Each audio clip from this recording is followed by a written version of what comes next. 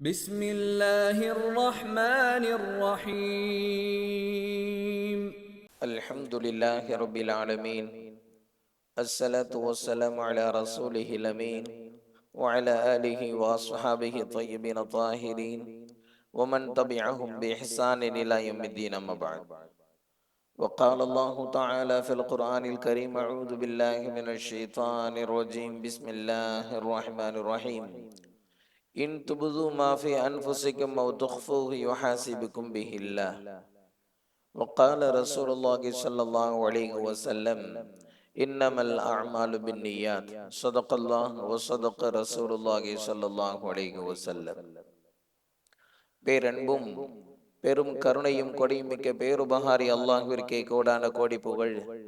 நபிகள் நாயகம் முஹம்மது ரசூலுல்லாஹ் ஸல்லல்லாஹு அலைஹி வஸல்லம் அவர்களின் மீதும், அவர்களை பின்பற்றி வாழ்ந்த சகாபாக்கள், தாபிஈன்கள், தபஇ தாபிஈன்கள், உலமாக்கள், ஷுஹதாக்கள், சாலிஹீன்கள், இங்கு அமர்ந்திருக்கிற நம் அனைவரின் மீதும் அல்லாஹ்வின் அன்பும் அருளும் என்றென்றும் நிறைவாக உண்டாவதாக. அல்லாஹ்வின் கிருபையால் அவனுடைய பொருத்தத்தை நாடியவர்களாக அவனுடைய மாளிகையில் இஅ்திகாஃப் எண்ணியத்தோடு அமர்ந்திருக்கிற மார்க்க நண்பர்களே, அல்லாஹு ஜல்ல ஷானுஹு தஆலா எந்த நல்ல விஷயங்களை தங்களுடைய வாழ்க்கையில் ஏற்று நடக்கும்படி கட்டளையிட்டுள்ளானோ அந்த விஷயங்களை தங்களுடைய வாழ்க்கையில் ஏற்று நடக்கும்படியும், எந்த விஷயங்களை விட்டு விலகி இருக்கும்படி கட்டளையிட்டுள்ளானோ அந்த விஷயங்களை விட்டு விலகி இருக்கும்படியும் எனக்கும் உங்களுக்கும் தக்வாவை கொண்டு, இறை அச்சத்தை கொண்டு நசீகத்து செய்தவனாக எனது உரையை ஆரம்பம் செய்கிறேன்.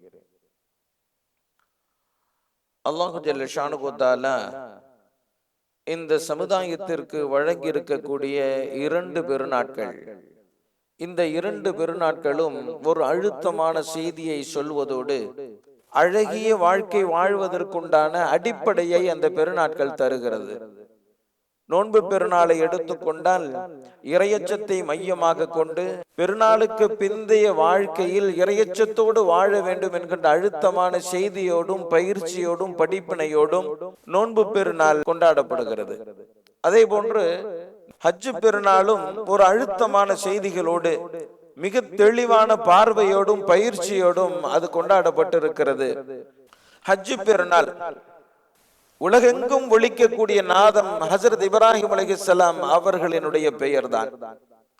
ஹஜ்ஜுக்கு செல்பவர்களாக இருந்தாலும் சரி, செல்லும் பாக்கியம் இல்லாமல் ஊரில் இருக்கக்கூடியவர்களாக இருந்தாலும் சரி, அன்றைய தினத்தில் அவர்கள் செய்யக்கூடிய பிரதான அமல் என்பது ஹஜ்ரத் இப்ராஹிம் அலைஹிஸ்ஸலாம் அவர்களினுடைய அர்ப்பணிப்பும் அவர்களுடைய அடிபணிதலும் எப்படி வெளிப்பட்டது என்பதை புரிந்து எப்படி நாம் அடிபணிய வேண்டும், எப்படி நாம் அர்ப்பணித்து வாழ வேண்டும் என்கின்ற தெளிவிற்கு நாம் வந்தாக வேண்டும். இல்லை என்று சொன்னால் வெறும் விருந்திற்கு ஆட்டை எறுவது போன்று குர்பானி கொடுத்து விட்டு நம்முடைய வாழ்க்கை எப்படியே அர்த்தம் இல்லாமல் நகர்ந்து போய்விடும். இன்றும் குர்பானியினுடைய தத்துவம் புரியாமல் குர்பானி கொடுத்து விட்டு இறைச்சியை பங்கிட்டு புசித்ததோடு முடிந்து போய்விடுகிறது. எனவே ஹஜ்ரத் இப்ராஹிம் அலைஹிஸ்ஸலாம் அவர்களினுடைய அர்ப்பணிப்பையும் அடிபணிதலையும் நாம் புரிந்து கொள்ள வேண்டும். ஹஜ்ரத் இப்ராஹிம் அலைஹிஸ்ஸலாம் அவர்கள் தன்னை எப்படி அடையாளப்படுத்தி கொண்டார்கள் என்று சொன்னால், அன மினல் முஸ்லிமீன், நான் கட்டுப்படக்கூடியவர்களில் ஒருவர். தன்னை முஸ்லிம் என்று அவர்கள் அடையாளப்படுத்தி கொண்டதனுடைய விளைவுதான் இஸ்லாம் என்கின்ற பெயர் வருவதற்கு காரணமே ஹஜ்ரத் இப்ராஹிம் அலைஹிஸ்ஸலாம் அவர்கள்தான். இது கால லஹு ரப்புஹு அஸ்லிம் கால அஸ்லம்து லிரப்பில் ஆலமீன். ஹஜ்ரத் இப்ராஹிம் அலைஹிஸ்ஸலாம் அவர்களிடத்தில் அல்லாஹ் கட்டுப்படு என்று சொன்னபோது, உலகத்தை படைத்து பரிபாலித்தவனுக்காக வேண்டி நான் கட்டுப்படுவேன் என்பதாக ஹஜ்ரத் இப்ராஹிம் அலைஹிஸ்ஸலாம் அவர்கள் சொன்ன செய்தியை அல்லாஹ் குர்ஆனிலே குறிப்பிடுகிறான். எனவே தான் ஹஜ்ரத் இப்ராஹிம் அலைஹிஸ்ஸலாம் அவர்கள் எவ்வகையில் சோதிக்கப்பட்ட போதும் அதில் நின்று வெற்றி அடைந்ததற்கான காரணம் கட்டுப்படுதலையும் அடிபணிதலையும் கடைபிடித்ததுதான் என்றே கூறலாம். நெருப்பு குண்டத்திலே தூக்கி போடப்படுகிறார்கள்.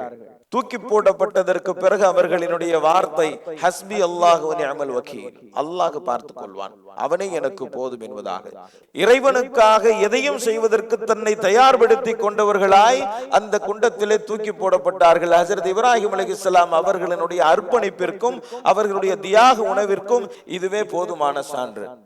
பிறகு ஹஜ்ரத் இப்ராஹிம் அலைஹிஸ்ஸலாம் அவர்களை அல்லாஹ் ஊரை விட்டு செல்லுமாறு சொன்னான். இன்னி தாஹிபுன் இலா ரப்பி சயஹ்தீன், நான் இந்த ஊரை விட்டு போகிறேன், அவனே எனக்கு வழிகாட்டுவான் என்பதாக ஹஜ்ரத் இப்ராஹிம் அலைஹிஸ்ஸலாம் அவர்கள் ஊரை துறந்தார்கள்.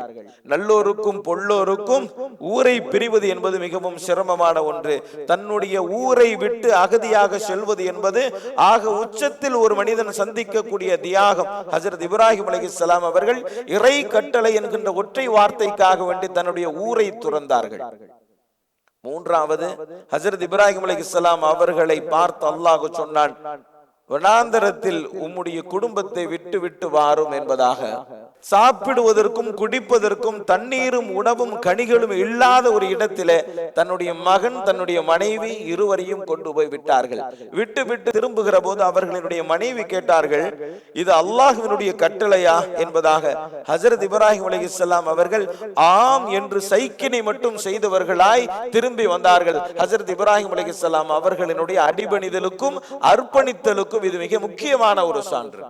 நீண்ட நாட்களுக்கு பிறகு பிறந்த குழந்தை ஹஜ்ரத் இஸ்மாயில் அலைஹிஸ்ஸலாம் அவர்கள் ஒரு 10 வயது நிரம்பிய நேரத்தில் அறுத்து பலியிட வேண்டும் என்பதாக அல்லாஹ் கட்டளையிட்டான்.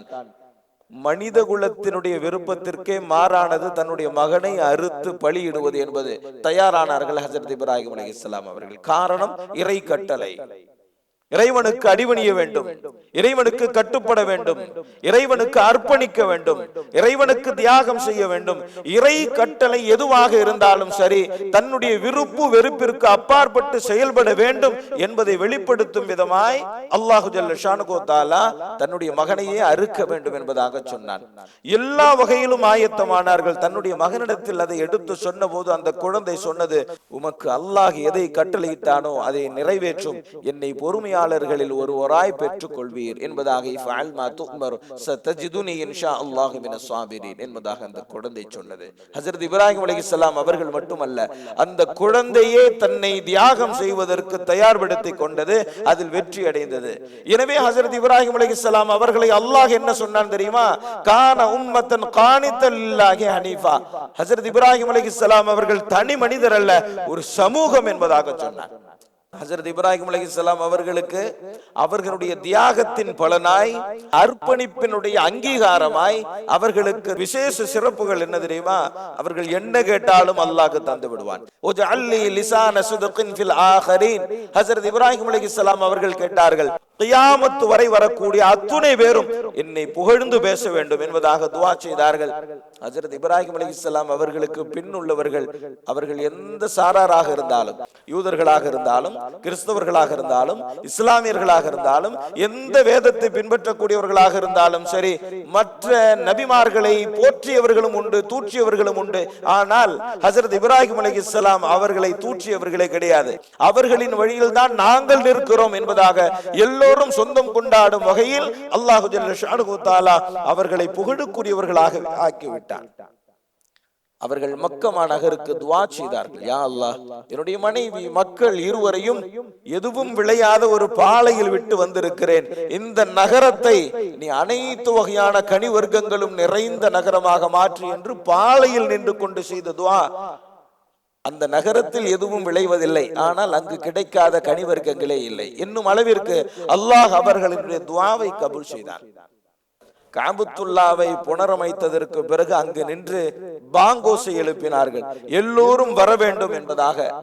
யாரும் அதுவரை திரும்பி கூட பார்க்கப்படாத அந்த பகுதி இன்று சாறை சாறையாக, அணி அணியாக அங்கு போகிற பாக்கியம் கிடைக்காதா என்கின்ற ஏக்கத்தோடு இன்று மக்களினுடைய கூட்டத்தால் நிரம்பி வழிகிறது என்று சொன்னால் ஹஜ்ரத் இப்ராஹிம் அலைஹிஸ்ஸலாம் அவர்களினுடைய துஆ, ஹஜ்ரத் இப்ராஹிம் அலைஹிஸ்ஸலாம் அவர்களுடைய அர்ப்பணிப்பிற்கான அடையாளம், ஹஜ்ரத் இப்ராஹிம் அலைஹிஸ்ஸலாம் அவர்களினுடைய அடிபணிதலுக்கான அங்கீகாரம். நாளை மறுமையில் முதலில் ஆடை அணிவிக்கப்பட்டு கௌரவப்படுத்தப்படுவார்கள். எந்த அளவிற்கு அவர்களின் புகழை அல்லாஹ் உயர்த்தினான் பாருங்கள். நபி ஸல்லல்லாஹு அலைஹி வஸல்லம் அவர்களுக்கு நாம் துஆ செய்கிற போது கூட கமா ஸல்லைத அலா இப்ராஹிம் கமா பாரக்த அலா இப்ராஹிம் என்பதாக எங்களுடைய நபி ஸல்லல்லாஹு அலைஹி வஸல்லம் அவர்களுக்கும் நீ ஸலாத்தையும் அருளையும் வழங்க வேண்டும் என்று நாம் துஆ செய்கிறோம் என்று சொன்னால் ஹஜ்ரத் இப்ராஹிம் அலைஹிஸ்ஸலாம் அவர்களினுடைய அர்ப்பணிப்பினுடைய அங்கீகாரம். இது சொல்ல வருவதனுடைய அழுத்தமான ஒரு செய்தியை நாம் புரிந்து கொள்ள வேண்டும். ஏனென்று சொன்னால், ஹஜ்ரத் இப்ராஹிம் அலைஹிஸ்ஸலாம் அவர்களினுடைய செயல்பாடுகளையும் அர்ப்பணிப்பையும் அடிப்படையாக கொண்டுதான் ஹஜ்ஜுக்கு சென்றவர்களும் சரி, ஹஜ்ஜுக்கு செல்லாதவர்களும் சரி, ஹஜ்ஜு பெருநாளை நாம் அனுஷ்டிக்கிறோம். ஹஜ்ஜுக்கு சென்றவர்கள் ஹஜ்ரத் இப்ராஹிம் அலைஹிஸ்ஸலாம் அவர்களும் அவர்களுடைய குடும்பத்தார்களும் எங்கே அவர்கள் தவாஃப் செய்தார்களோ அங்கே தவாஃப் செய்ய வேண்டும். எந்த மினாவிற்கு சென்றார்களோ, எந்த அரஃபாவிற்கு சென்றார்களோ, எந்த முஸ்தலிஃபாவிற்கு சென்றார்களோ, எங்கு நின்று கற்களை வீசினார்களோ அந்தந்த இடத்திலெல்லாம் அதை செய்யவில்லை என்று சொன்னால் பல கோடி செலவு செய்து சென்றாலும் சரி அவர் ஹாஜியாக ஆக முடியாது. அதே போன்றுதான் இங்கே குர்பானி கொடுக்கக்கூடியவர்கள். ஹஜ்ரத் இப்ராஹிம் அலைஹிஸ்ஸலாம் அவர்கள் தன்னுடைய மகனை குர்பானி கொடுத்தார்கள் அல்லவா, அந்த சிந்தனை இல்லாமல், தத்துவம் புரியாமல் 1000 ஆடுகளை அறுத்தாலும் சரி அது அர்த்தமற்றதாக ஆகிவிடும் என்கின்ற அழுத்தமான தகவல் இங்கே புரியப்பட வேண்டும். அர்ப்பணிப்பு, தியாகம். அர்ப்பணிப்பு என்றால் என்ன? அடிபணிதல் என்றால் என்ன? நான் விரும்புகின்ற ஒன்றை இறைவன் வெறுக்கலாம், இறைவன் வெறுக்கக்கூடிய ஒன்றை நான் விரும்பலாம். என்னுடைய விருப்பு வெறுப்பின் அடிப்படையில் செயல்படாமல் அல்லாஹ்வுடைய விருப்பு வெறுப்பின் அடிப்படையில் தான் நான் செயல்படுவேன் என்பதற்கான சாட்சி தான் அந்த குர்பானி. என்னை நான் தந்து விட்டேன், என்னை நான் அர்ப்பணித்து விட்டேன், என்னுடைய விருப்பங்களை நான் தியாகம் செய்து விட்டேன், என்னுடைய வெறுப்பை நான் தூக்கி எறிந்து விட்டேன். அல்லாஹ்வின் விருப்பம், அல்லாஹ்வின் வெறுப்பு அதுதான் பிரதானம் என்பதற்கான சாட்சியும் சத்தியமும் உறுதிப்பாடும் தான் அந்த குர்பானி. வெறும் இறைச்சியை புசிப்பதுதான் நோக்கம் என்றிருந்தால் ஹஜ்ரத் இப்ராஹிம் அலைஹிஸ்ஸலாம் அவர்களுக்கு அல்லாஹ் இந்த அடிப்படையில் கடமையாக்க வேண்டும் என்கின்ற அவசியம் இல்லை. அதை புரியணும். ரொம்ப முக்கியமான செய்தி அது. ஏனென்று சொன்னால் சகாபாக்களை பார்க்கிறோம், இந்த உணர்வு இருந்த காரணத்தினால் தான் அவர்கள் இன்றும் போற்றப்படுகிறார்கள், அல்லாஹ்வினுடைய அங்கீகாரத்திற்கும் பொருத்தத்திற்கும் தகுதியானவர்களாக ஆனார்கள். நபி ஸல்லல்லாஹு அலைஹி வஸல்லம் அவங்க வெள்ளிக்கிழமை மெம்பர் மேல இருக்கிறாங்க, இஜ்லிசு அமருங்கள் என்பதாக சொன்னார்கள். அது ஆங்காங்கே நிற்கக்கூடியவர்களை சொல்லக்கூடிய வார்த்தை. ஆனால் அப்போதுதான் உள்ளே வருகிறார்கள் ஹஜ்ரத் இப்னு மஸ்ஊத் ரலியல்லாஹு தஆலா அன்ஹு அவர்கள். காலணிகளை கழட்டக்கூடிய அந்த வாசல் பகுதிக்குள்ளே வரக்கூடியவர்கள் அங்கேயே அமர்ந்து விட்டார்கள். நபி ஸல்லல்லாஹு அலைஹி வஸல்லம் அவர்கள் ஹஜ்ரத் இப்னு மஸ்ஊத் ரலியல்லாஹு தஆலா அன்ஹு அவர்கள் அந்த வாசலிலேயே அமர்ந்து விட்டதை பார்த்து விட்டு சொன்னார்கள், இப்னு மஸ்ஊத், நான் உண்மை சொல்லவில்லை, உள்ளே வாருங்கள் என்பதாக சொன்னார்கள். இன்னும் அழகாக வரலாறு சொல்லும், ஹஜ்ரத் அப்துல்லாஹ் இப்னு ரவாஹா ரலியல்லாஹு தஆலா அன்ஹு அவர்கள் பள்ளிக்கு உள்ளேயே வரவில்லை, தெருவில் வந்து கொண்டிருந்தார்கள். நபி ஸல்லல்லாஹு அலைஹி வஸல்லம் அவர்களினுடைய வார்த்தை கேட்டது இஜ்லிசு அமருங்கள் என்பதாக பள்ளிக்கு வெளியே அமர்ந்து விட்டார்கள். அவர்கள் அமர்ந்தது கூட நபி ஸல்லல்லாஹு அலைஹி வஸல்லம் அவர்களுக்கு தெரியவில்லை. எனவே உள்ளே வாருங்கள் என்று கூட சொல்லவில்லை. தொழுகை முடிந்ததற்கு பிறகு பள்ளிக்கு வெளியே அமர்ந்திருக்கக்கூடிய ஹஜ்ரத் அப்துல்லாஹ் இப்னு ரவாஹா ரலியல்லாஹு தஆலா அன்ஹு அவர்களை பார்த்து சகாபாக்கள் கேட்டார்கள், நபி அவர்கள் உள்ளே இருக்கக்கூடியவர்களை தானே அமரச் சொன்னார்கள், நீங்கள் அங்கே அமர்ந்து விட்டீர்களே என்று கேட்டபோது ஹஜ்ரத் அப்துல்லாஹ் இப்னு ரவாஹா ரலியல்லாஹு தஆலா அன்ஹு அவர்கள் என்ன சொன்னார்கள் தெரியுமா? அமருங்கள் என்று நபி ஸல்லல்லாஹு அலைஹி வஸல்லம் அவர்கள் சொன்ன வார்த்தையை கேட்டதற்கு பிறகு அடுத்த 8 என்னால் எடுத்து வைக்க முடியவில்லை என்பதாக சொன்னார். இதுதான் அடிபணிதல். அடிபணிதல் என்று சொன்னால் என்ன? அல்லாஹ் செய் என்று சொல்லிவிட்டால் செய்வேன். அவனுக்கு விருப்பம் இல்லாத, அவன் செய்யக்கூடாது என்று சொன்ன ஒன்றை செய்யக்கூடிய தைரியமோ துணிச்சலோ ஒரு முஸ்லிமிற்கு வந்துவிடவே கூடாது. அது வந்துவிட்டது என்று சொன்னால் அவருடைய வெற்றிக்கான உத்தரவாதத்தை அல்லாஹும் தரமாட்டான், ரசூலும் தரமாட்டான். ஒருத்தர் தொழுகையை விட்டுட்டார் அப்படின்னா அதை கலா செய்யறதா இல்லையா அப்படிங்கிற கருத்து வேறுபாடு உள்ள ஒரு செய்தி. ஏன் அப்படி ஒரு கருத்து வேறுபாடு வந்துச்சு அப்படின்னு சொன்னா, நபி ஸல்லல்லாஹு அலைஹி வஸல்லம் அவங்களுடைய காலத்துல தொழுகையை விட்டவர் என்று ஒருவரே இல்லை. அதனால தொழுகையை விட்டால் என்ன செய்வது என்கின்ற ஒரு கேள்வியே நபி ஸல்லல்லாஹு அலைஹி வஸல்லம் அவர்களிடத்தில் வரவில்லை. எனவே தொழுகையை விட்டு விட்டால் என்ன செய்வது என்று நபி ஸல்லல்லாஹு அலைஹி வஸல்லம் அவர்கள் சொல்லவே இல்லை. தொழுக நேரம் வந்துச்சு, தூங்கிட்டாரு. நபி ஸல்லல்லாஹு அலைஹி வஸல்லம் அவங்க சொன்னாங்க, எழுந்தவன தொழுதுருங்க. நேரம் பார்க்கக்கூடிய கடிகாரம் இல்லாத காலம், தொழுகை வந்து சென்றதே தெரியவில்லை, மறதியில் விட்டு விட்டார். நபி ஸல்லல்லாஹு அலைஹி வஸல்லம் அவர்கள் ஞாபகம் வந்தவுடன் தொழுது கொள்ளுங்கள் என்பதாக சொன்னார்கள். இந்த 2 காரணங்களுக்காக வேண்டித்தான் தொழுகை விடுபட்டு இருக்கிறது. ஒன்று, தூங்கிவிட்டார் தெரியவில்லை, இன்னொன்று நேரம் வந்து சென்றதே தெரியவில்லை. இந்த இரண்டு காரணங்களை தவிர மூன்றாவது ஒரு காரணம், இன்று நாம் தொழுகையை விடுவதற்காக இருக்கக்கூடிய காரணம் என்ன? வேண்டுமென்றே தொழுகையை விடுதல். இன்று நாம் தொழுகையை விடுகிறோமே, அந்த காரணத்தின் அடிப்படையில் நபி ஸல்லல்லாஹு அலைஹி வஸல்லம் அவர்களின் காலத்தில் ஒருவர் கூட தொழுகையை விட்டதில்லை. எனவே தொழுகையை வேண்டுமென்றே விட்டால் அவர் என்ன செய்ய வேண்டும் என்கின்ற கேள்வி நபி ஸல்லல்லாஹு அலைஹி வஸல்லம் அவர்களுக்கு முன்னால் வரவே இல்லை. சொல்ல வருவதற்கான காரணம் இதுதான். அடிபணிதல் என்று சொன்னால் அதுதான், அர்ப்பணித்தல் என்று சொன்னால் அதுதான். என்னுடைய ஐம்புலன்களுக்கு புலப்படலாம், புலப்படாமல் போகலாம். அல்லாஹ் சொன்னால் சொன்னதுதான். இந்த தெளிவு இருக்க வேண்டும். மினாவுக்கு போங்கன்னு அல்லாஹ் சொன்னா, மினால என்ன அமல் இருக்கு? எந்த அமலுமே கிடையாது. 5 நேரம் தொழுகிறதை தவிர வேற எந்த அமலும் மினால கிடையாது. அங்க போய் என்ன செய்ய போறோம்? இங்க தொழுதா 1,00,000 நன்மை அப்படின்னு சொல்லி மினாவுக்கு போகாம ஒரு ஹாஜி காபத்துல்லால உட்கார்ந்து இருந்தாருன்னு சொல்லி சொன்னா அவருடைய ஹஜ்ஜு கபூல் ஆகாது. அரஃபாவிற்கு சென்று விட்டோம், பாங்கு சொன்னால் தொழ வேண்டும் என்பது சட்டம்.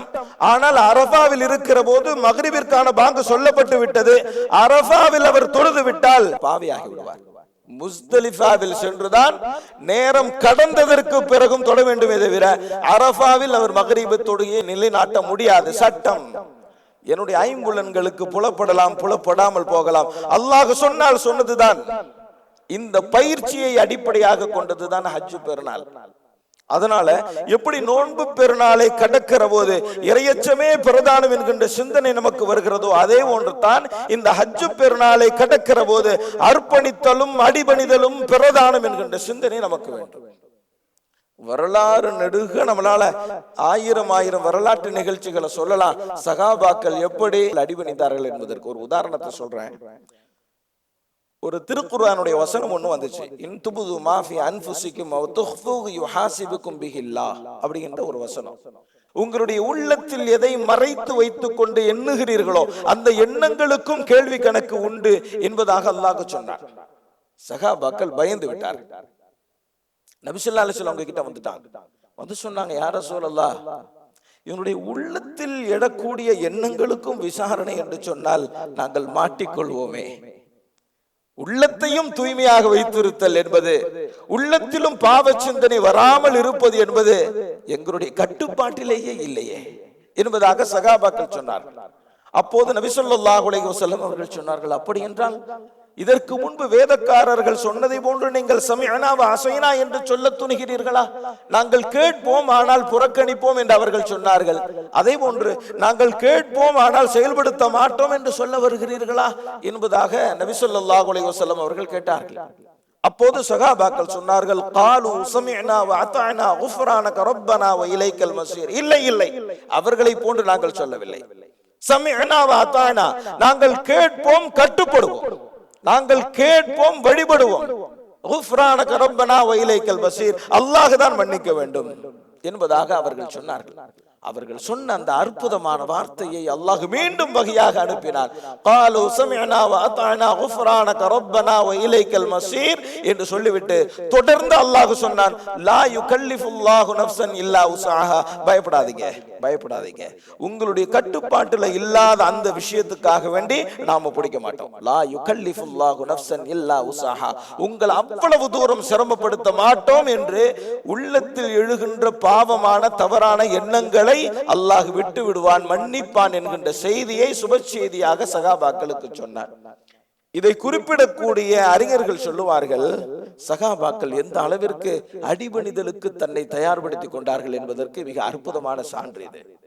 உள்ளத்தில் கூட பாவத்தை நினைக்க மாட்டேன், அதற்கும் அவர்கள் சமிஅனா வ அத்தஅனா என்பதாக சொன்னார்கள். ஆனால் படைத்த ரப்புல் ஆலமீனுக்கு தெரியும், லா யுகல்லிஃபுல்லாஹு நஃப்ஸன் இல்லா உஸாஹா என்பதாக சொன்னான் என்று சொன்னால் சஹாபாக்கள் எதற்கும் தயாராக இருந்தார்கள்.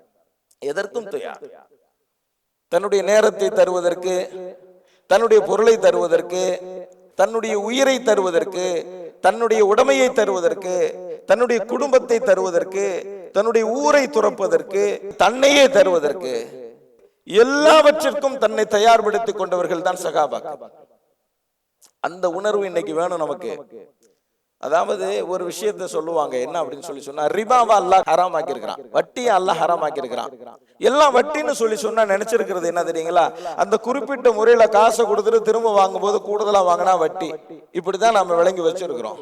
ஆனா இஸ்லாமிய பொருளாதாரத்தை ஊன்றி படிக்கக்கூடியவர்களால் நன்கு புரிந்து கொள்ள முடியும். என்ன தெரியுமா, எந்தெந்த வகையில் எல்லாம் பொருளை சம்பாதிக்க முடியாத அத்துணை வழிகளிலும் பணத்தை ஈட்டுபவன் வட்டியை சாப்பிடுபவன் என்பதுதான். ஒருத்தன் ஊழல் செஞ்சானா வட்டி வாங்குறான், ஒருத்தர் லஞ்சம் வாங்கினானா வட்டி வாங்குறான், பொருள்ல கலப்படம் செஞ்சானா வட்டியை சாப்பிடுறான், பொய் சொல்லி வியாபாரம் செஞ்சானா வட்டியை சாப்பிடுறான். இவங்க எல்லாமே வட்டியை சாப்பிடக்கூடியவங்க தான். அழுத்தமான செய்தி, இஸ்லாமிய பொருளாதாரத்தில் உள்ளே சென்றால் எதுவெல்லாம் அனுமதிக்கப்படாதோ அந்த வகையிலெல்லாம் ஒருவன் பொருளை பெற்று சாப்பிடுகிறான் என்று சொன்னால் வட்டியை சாப்பிடுபவன் தான் அப்படின்னு சொல்ல.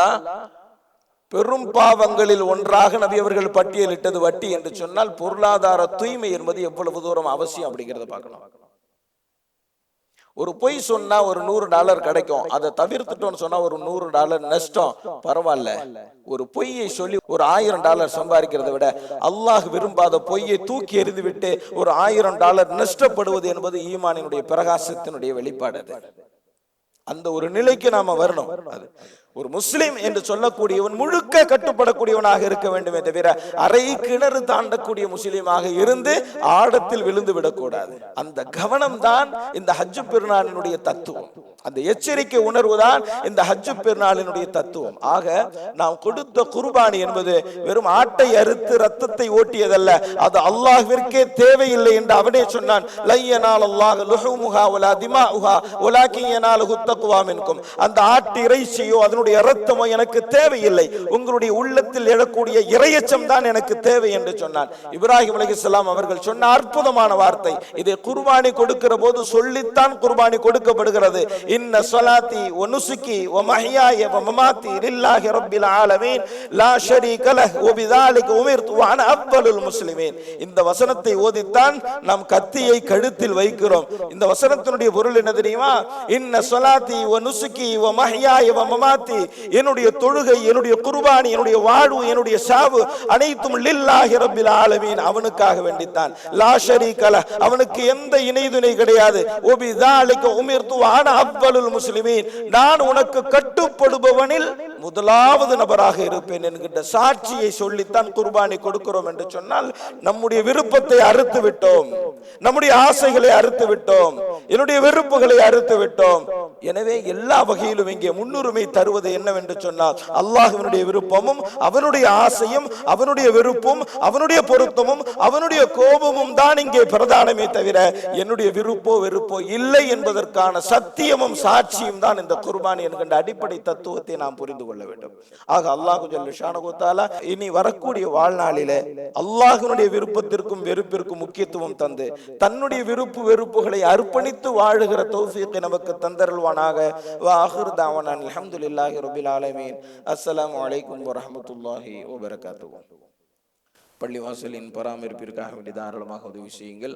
அல்லாஹ் ஜல்ல ஷானஹு தஆலா நாம் செய்யக்கூடிய உதவிகளுக்கு நிரப்பமான நற்கூலியை தந்தருள்வானாக. حبيب الله رسول الله إمام المرسلين.